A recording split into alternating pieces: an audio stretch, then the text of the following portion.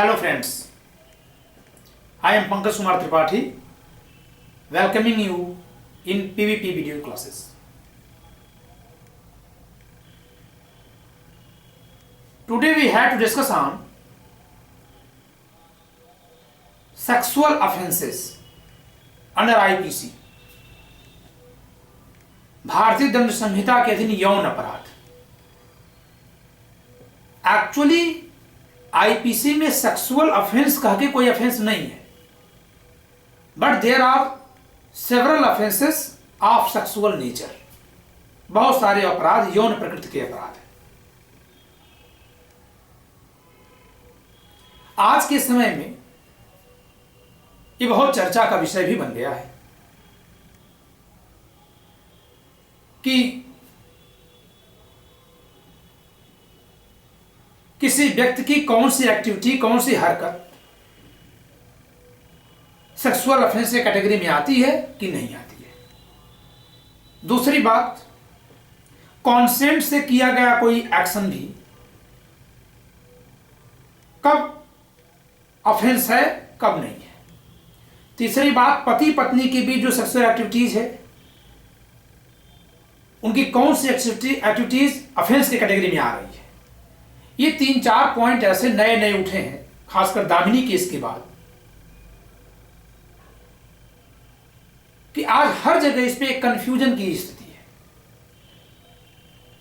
ऐसे में sexual offences पे लीगल फील्ड के लोगों के लिए चर्चा जरूरी हो गई है कि वो चर्चा करें, अपने व्यूज सामने रखें। दूसरी बात, इस चर्चा से न केवल कॉम्पिटिटर्स को फायदा होगा जो जुडिशरी या सिविल में बैठ रहे हैं, बल्कि इसका लाभ एकेडमिक एग्जाम्स में जो बच्चे बैठते हैं, एलएलबी एग्जाम्स में उनको होगा, चाहे एलएलएम से जो जुड़े हुए उनको होगा, और जो एडवोकेसी में है, प्रैक्टिशनर है, उनको होगा।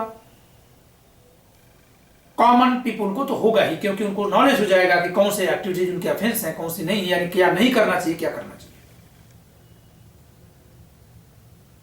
लेकिन मित्रों, ये प्रोविजंस इतने कॉम्प्लिकेटेड हैं या बना दिए गए हैं कि अगर मैं एक बार में इनको समझा दूं तो थोड़ा टफ होगा, थोड़ी कॉम्प्लेक्सिटी झलकेगी। तो इसके लिए हम आईपीसी के अधीन सेक्सुअल ऑफेंसेज को टाइम के अकॉर्डिंग 3 ग्रुप में रखेंगे।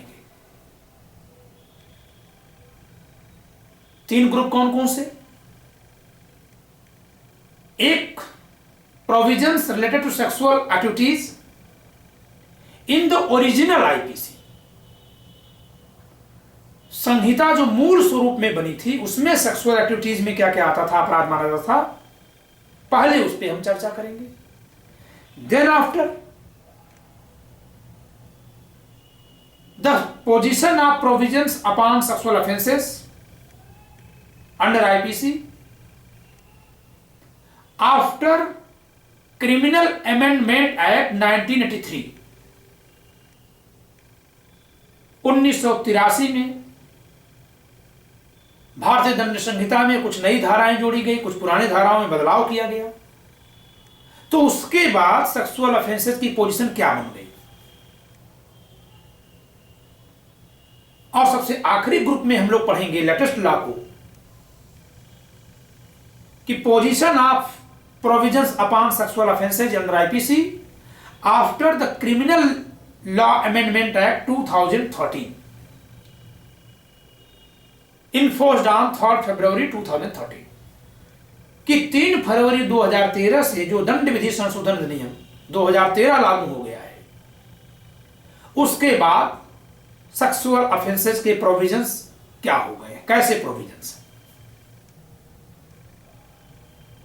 आज इस वीडियो में हम केवल ओरिजिनल आईपीसी में जो चर्चा है उस पर चर्चा करेंगे, जो ओरिजिनल आईपीसी में सेक्सुअल ऑफेंसेस थे उन पे। अब ओरिजिनल आईपीसी में सेक्सुअल एक्टिविटीज को कहां कहां रखा गया था, कितना रखा गया था, तो इसको समझने के लिए सबसे पहले पूरी आईपीसी को एक बार हम दिखा रहे हैं आपको कि पूरे आईपीसी में ऑफेंसेस को 2 कैटेगरी में पहले बांटा जा सकता है। जो ओरिजिनल आईपीसी में रखे गए या आज के ऑफेंसेस को भी कर सकते हैं। एक तो वो जो टारगेटेड ऑफेंस होता है कि किसी एक पर्टिकुलर पर्सन या दो पर्टिकुलर पर्सन को टारगेट करके किया जाता है, और दूसरा ये है वैसा अपराध है कि जो किसी पर्टिकुलर पर्सन को टारगेट करके नहीं किया गया, किसी के साथ हो रहा हो, कहीं मतलब किसी एक के साथ नहीं कर दिया गया, चाहे कोई अफेक्ट हो ना हो, कोई भी हो सकता है उससे अफेक्टेड। अब आप कहेंगे ये कौन सी बात है? सपोज करिए कि कोई आदमी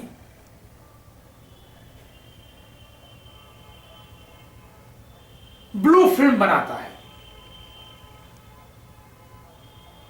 और उसकी क्लिप जो है यूट्यूब पे डाल देता है, कॉन्सेंट से बनाया, जिस महिला की जिस पुरुष की बनाई गई भी कॉन्सेंट हो, अपनी कॉन्सेंट से वो लोग अपना बनाते हैं और यूट्यूब पे डाल देते हैं। तो क्या इससे कोई पर्टिकुलर पर्सन इंजर्ड हो, ये इंटेंशन था उसका? नहीं, कोई भी इंजर्ड हो रहा है, जो कोई देख रहा है, जिसके हाथ तक पहुंच रही, गलत माना जाएगा इसको। इसको कहते हैं स्प्रेडिंग ऑफ ऑब्सिनिटी, अश्लीलता फैलाना। तो जितनी भी अश्लील चीजें हैं, ऑब्सीन चीजें हैं, ऑब्जेक्ट्स हैं, उनको बनाना, रखना, बेचना, इधर उधर देना, लेना, इन सबको ऑफेंस माना गया है सेक्शन 292 में। ध्यान दीजिएगा, 292 चैप्टर 14 ऑफ आईपीसी में है, और चैप्टर 14 जो है वो पोल्यूशन पे है, चाहे वो न्यूसेंस के फॉर्म में हो, चाहे एयर पोल्यूशन हो, चाहे वाटर पोल्यूशन हो, चाहे वो वॉइस पोल्यूशन हो, और चाहे वो मॉरल पोल्यूशन हो। अगर आपसे कोई पूछे कि आईपीसी का कौन सा चैप्टर पोल्यूशन पे है, चैप्टर 14। और चैप्टर 14 की 3 धाराएं मॉरल पोल्यूशन पे है, 292, 293, 294। इसमें जो पोल्यूशन फैलाया जाता है, इस पोल्यूशन से पूरी दुनिया शिकार हो सकती है, पूरी सोसाइटी इंजर्ड हो सकती है, बट फैलाने वाले का मकसद किसी पर्टिकुलर पर्सन को इंजर्ड करना नहीं होता।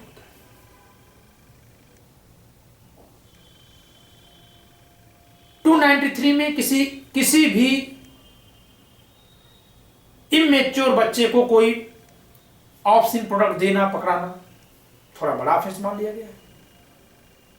और 294 में किसी पब्लिक प्लेस पर कोई अश्लील हरकत करना या गाना गाना, कोई बस चलाने वाला बस में गंदा सा गाना लगा दिया, बहुत ही गंदा लगा दिया, ऑब्सीन गाना लगा दिया है, उसका इरादा बस में बैठे किसी एक यात्री को हर्ट करना नहीं है, लेकिन गंदा गाना बजा रहा है पब्लिक प्लेस पर, तो उस पर 294 की एक्शन लिया जा सकता है। तो इस प्रकार से सेक्सुअल ऑफेंसेस की पहली कैटेगरी हो गई which affects sexual activities which affects public at large without targeting any particular person. फिर से मैं दोहरा दूं, इनमें क्या क्या आएगा, 292, 293, 294। और एक बात याद दिला दूं, इनमें कोई संशोधन नहीं किया गया है। अक्सर पुलिस वाले वेश्याओं का, प्रोस्टिट्यूशन में इन्वॉल्व औरतों का जो चालान करते हैं वो 294 में करते हैं, कि वो सड़क पे खड़े होकर के भद्दे इशारे करके, भद्दे कपड़े पहन करके ऑब्सिनिटी स्प्रेड कर रही है, 294 में चालान होता उनका। और अक्सर जो मैगजीन वगैरह, बुक्स वगैरह बहुत गंदी चीज कोई छप जाती है, या किसी फिल्म में कोई गंदी चित्र दिखा दिया गया, उसमें कार्रवाई 292 में होती है। खैर, तो भी सेक्सुअल एक्टिविटीज है, ऑब्सीन एक्टिविटीज है, इनको किनारे रख दीजिए। अब आइए टारगेटेड ऑफेंस, कि टारगेटेड ऑफेंस क्या है। ध्यान दीजिए, जो नॉन टारगेटेड थे, जो पब्लिक नेचर के ऑफेंसेस थे, इसमें ऑफेंडर जो है मेल फीमेल कोई भी हो सकता है, लेकिन जब टारगेटेड पे चलते हैं तो यहां मोस्टली ऑफेंसेस जो हैं अगेंस्ट वुमेन है, और डूअर इसमें मेल होता है। मोस्टली में, मैं मोस्टली कर रहा हूं, सब में नहीं बोल रहा हूं, यानी कुछ ऐसे होंगे जिसमें फीमेल भी ऑफेंस कर लेंगी और इवन मेल के खिलाफ भी ऑफेंस हो सकेगा।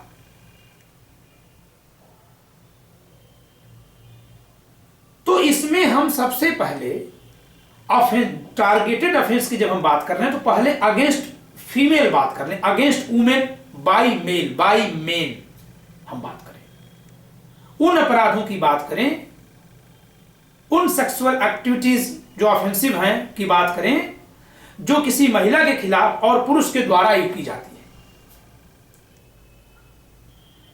इसको हमारे आईपीसी ड्राफ्ट मेकर्स ने 3 स्टेजेस में रखा। They had categorized into 3 categories. On the basis of nature of gravity of the activity, जो हरकत उस व्यक्ति ने की है उसकी गंभीरता कितनी है। अब गंभीरता कितनी है जरा इसको मोटे मोटे देखते हैं, और ये मैं वही बोल रहा हूं जो आईपीसी में है, ओरिजिनल आईपीसी में जो था। आज है कि नहीं इस पे चर्चा, जब हम अमेंडमेंट्स पे चर्चा करेंगे तब बताएंगे कहां कितना शिफ्ट किया गया है। और सेक्सुअल एक्टिविटीज किसी फीमेल के खिलाफ कोई मेल 3 लेवल पे कर सकता है। पहला लेवल क्या है? Without touching the body of lady, even having no intention to touch her body.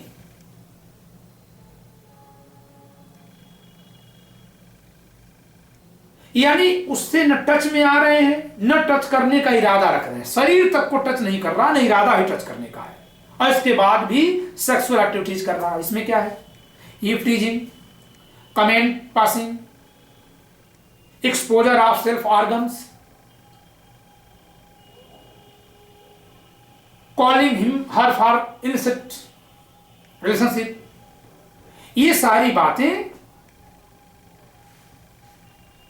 एक कैटेगरी के अपराध हैं जिनमें न तो बॉडी टच किया न टच करने का इरादा, दूर से हरकत कर रहा है। पब्लिक प्लेस पे वही लड़का गंदे गंदे गाने गा रहा था, इशारे कर रहा था, पर किसी पर्टिकुलर लड़की को नहीं कर रहा था, 294 लगेगा। लेकिन जैसे किसी पर्टिकुलर लड़की को टारगेट करके बोलेगा महिला को, तुरंत सेक्शन 509 लग जाएगा। हाँ, हो सकता है दोनों लग जाए। पब्लिक प्लेस पे बोल रहा था 294 तो लगेगा, जिसको टारगेट करके कर रहा था उसके लिए 509 लग जाएगा। 509 chapter 22 of IPC. Chapter 22 of IPC में कौन से ऑफेंसेज हैं? जो किसी पर्सन को परेशान करते हैं, मेंटली परेशान करते हैं, एनवायंस उत्पन्न करते हैं। तो किसी लड़की को अगर दूर से ईव टीजिंग वगैरह की जाए तो इससे क्या होगा? वो एनवायंस उसको हो सकता है। अगर नहीं हुआ, कॉन्सेंट है, अपराध नहीं माना जाएगा। तो दूर से, दूर का मतलब कमेंटबाजी। दूसरा स्टेप आता है touching body or cloth or wearings of a lady, or attempting to touch her with intention to outrage her modesty, लज्जा भंग करने के आशय से। ध्यान दीजिए, क्योंकि डॉक्टर टच करेगा, मां को बेटा बीमार है उठाएगा, तो महिला पुरुष नहीं है, वो माँ और बेटा है, वो डॉक्टर और पेशेंट है। इवन कोई लड़की पानी में डूब रही है और अजनबी उसे शरीर पे अपने लाश के लिए आएगा, तो वहां इंटेंशन उसको बचाना है, ना कि उसका मॉडेस्टी आउटरीच करना। तो एक बात देखिएगा, यहां जो टच करना है या जो आशय है, क्योंकि एक्ट क्या है? टच करना, या टच करने के लिए हाथ बढ़ाना। तो अब इसका इंटेंशन यहां पे, क्योंकि वहां तो जो था वो कमेंट कर रहा, असली हरकत, वहां तो कार्य ही गलत था, बट यहां कार्य सही भी हो सकता है और गलत भी हो सकता है। इसका फैसला कैसे होगा?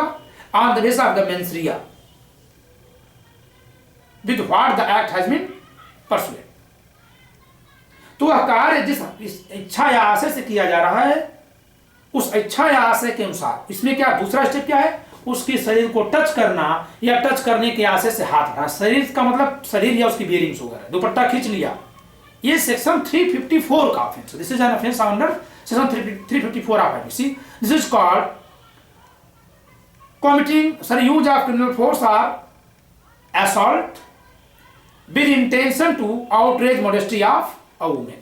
किसी महिला के लज्जा भंग के आशय से उस पर हमला या आपराधिक बल का प्रयोग। हमला मतलब हाथ बढ़ाया, टच नहीं हो पाया। आपराधिक बल का मतलब टच हो गया। ध्यान दीजिएगा मित्र, किसी लड़की को कोई लड़का थप्पड़ मारता है, कहां पे? चेहरे पे। ये थप्पड़ मारना हर्ट है, it is an offence of hurt. लेकिन वो धीरे से टच कर देता है, it is an offense under section 354 because it affects her mentality only, sensitiveness only।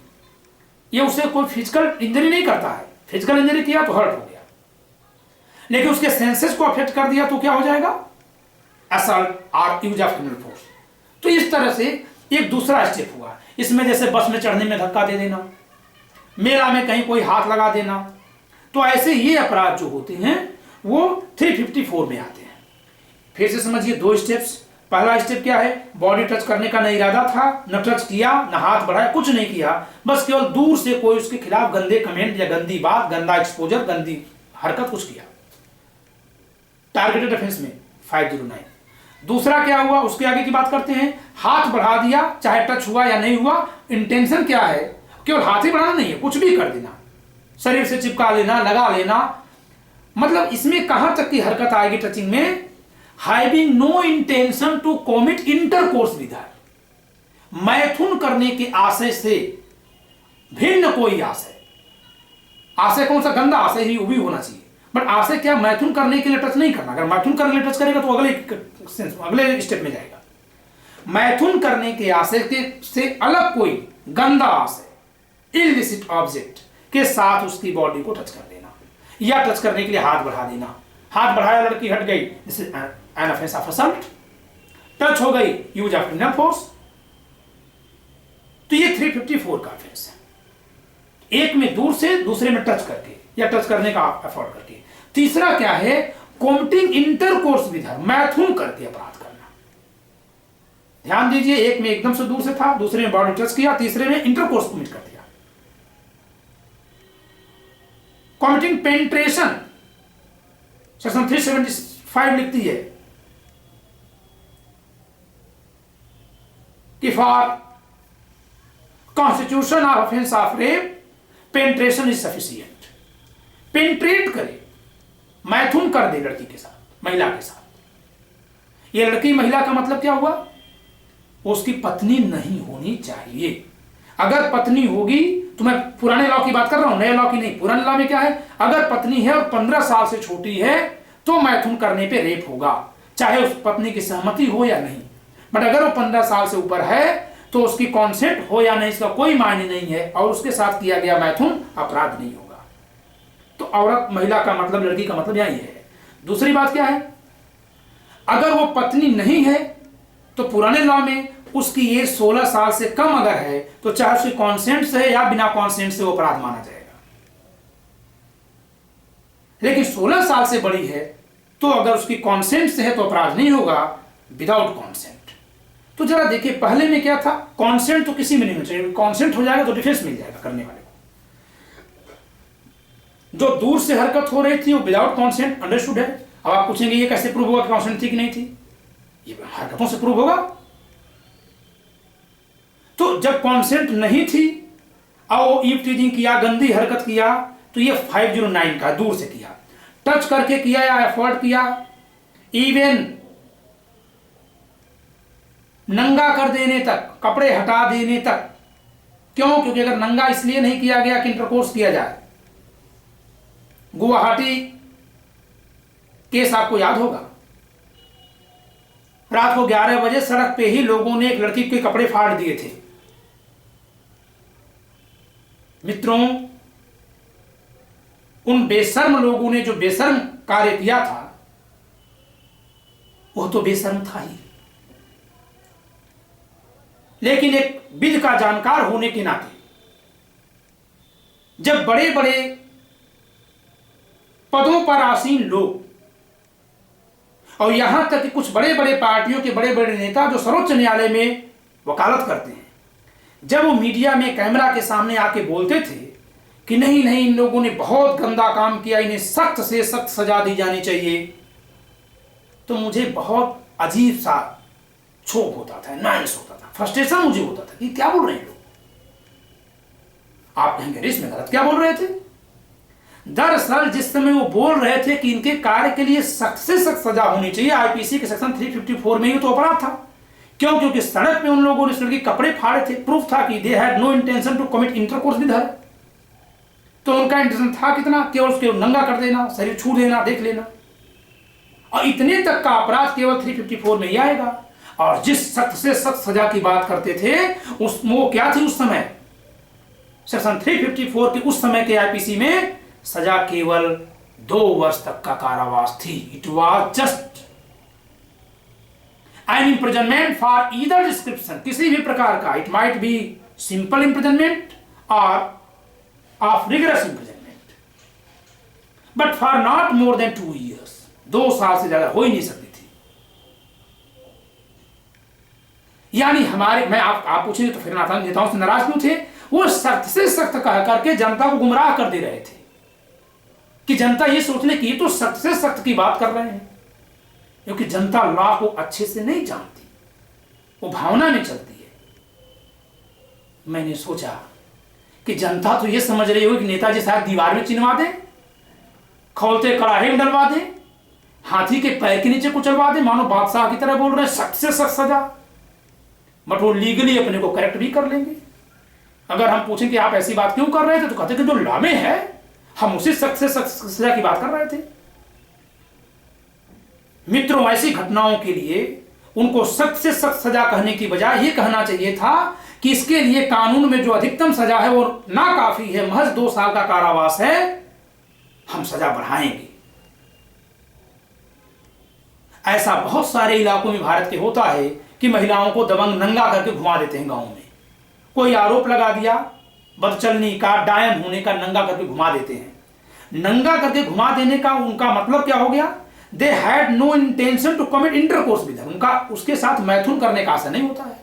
अब मैंने क्या बताया कि पुरानी आईपीसी में, ओरिजिनल आईपीसी में क्या था? दूर से अपराध और एक मैथुन करने के आशय से किया गया हमला, जिसमें मैथुन करना है, हमला किया, असफल हो गया, अटेम्प्ट टू रेप, सफल हो गया तो रेप।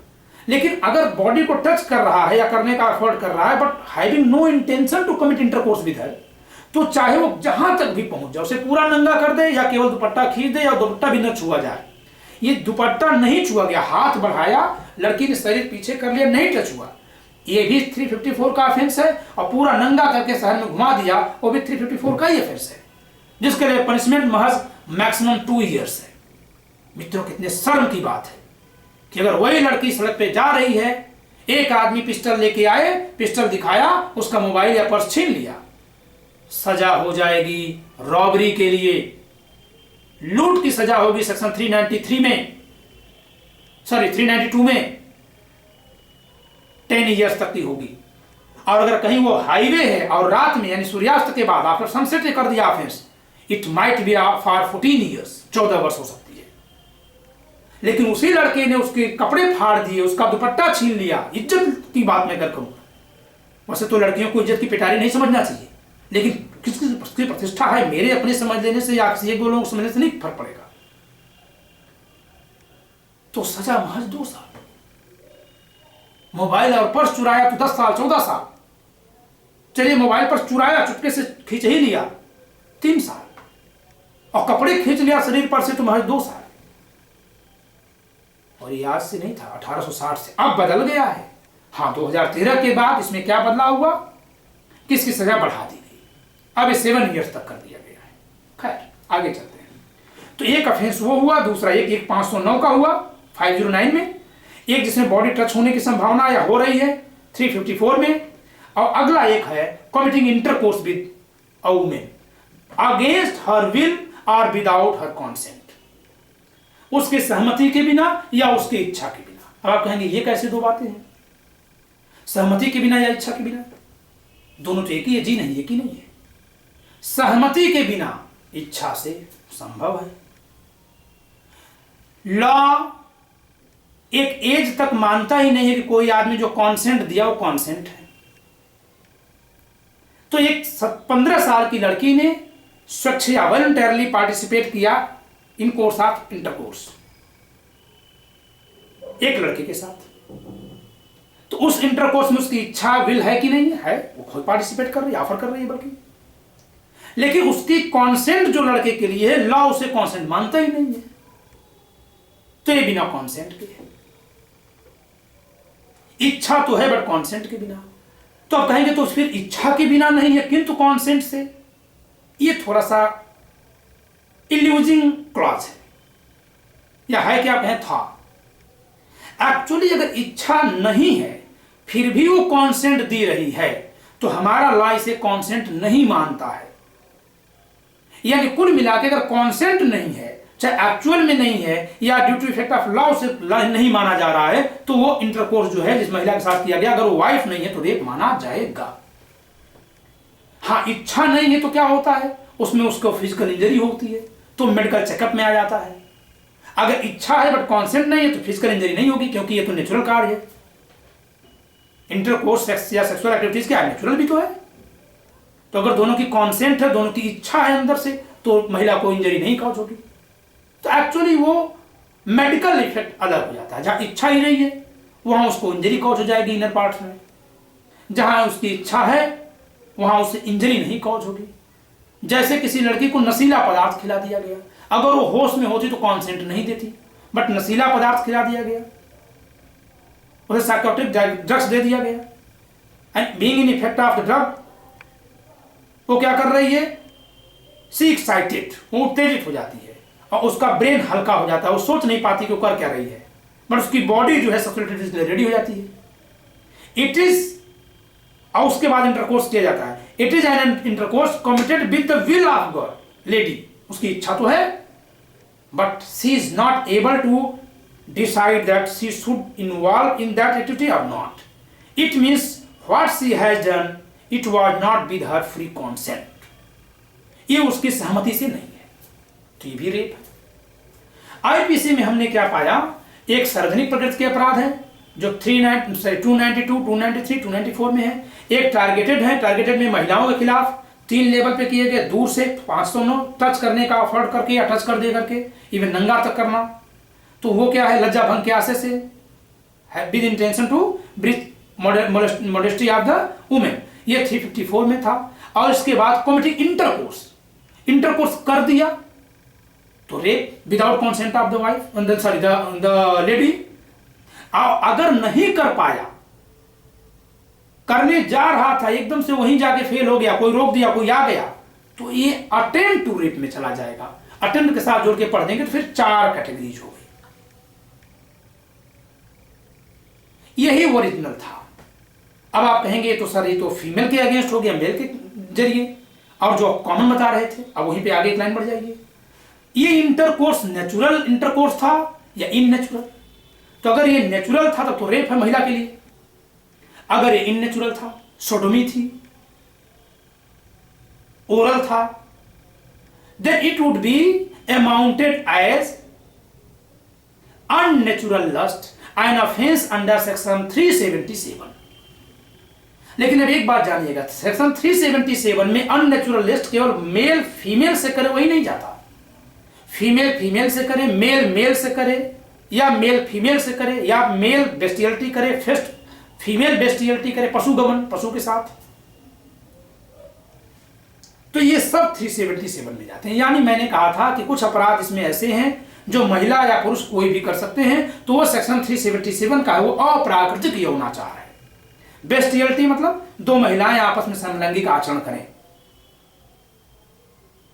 2 पुरुष समलैंगिक आचरण करें, या 1 महिला 1 पुरुष आपस में अप्राकृतिक मैथुन करें, अननेचुरल, या कोई पुरुष या कोई स्त्री किसी पशु के साथ इंटरकोर्स करे, मैथुन करे, ऐसी हरकत करे, then it would be an offence under section 377 of IPC. आपके ओरिजिनल आईपीसी में यही तक था। बाद में 1983 में क्या हुआ, एक अमेंडमेंट आता है।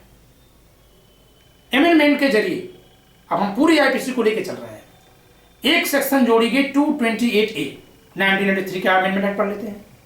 एक सेक्शन जोड़ा गया 228A, उसके जरिए ये सेक्शन चैप्टर 11 में जोड़ा गया, ऑफेंसेस अफेक्टेड जुडिशियल एडमिनिस्ट्रेशन, न्याय प्रशासन पर प्रभाव डालने वाले अपराध। ऑफेंसेस